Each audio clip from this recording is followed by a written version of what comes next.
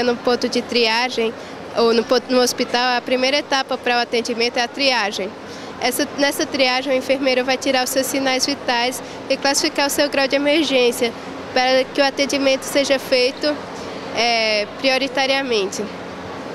Então, só que esse processo ele sofre muitos problemas, como, por exemplo, a falta de experiência de enfermeiros, entre outros.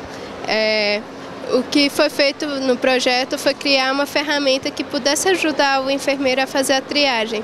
Essa ferramenta foi feita utilizando lógica fuzzy, que é uma técnica de inteligência artificial. Ela foi feita para Android, porque Android é uma coisa muito barata ultimamente, está cada vez mais barato e de fácil divulgação.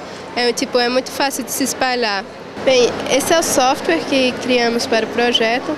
Ele funciona basicamente assim. Aqui são os sinais vitais que o enfermeiro tira quando vai fazer a triagem, que são temperatura, pressão, pulso e respiração. Então, o enfermeiro ele vai digitar quais são os sinais vitais do paciente. Por exemplo, um paciente que está com uma temperatura de 37 graus, está com uma pressão de 12/8, por exemplo, um pulso de 70 e uma respiração de 17. Esses aqui seriam os sinais normais dentro de um paciente, ou seja, seria um paciente que não estaria urgente e que poderia esperar um pouco pelo atendimento médico.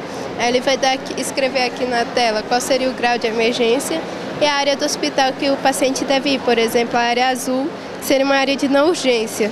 Foram feitos alguns testes e a ferramenta respondeu bem aos testes feitos.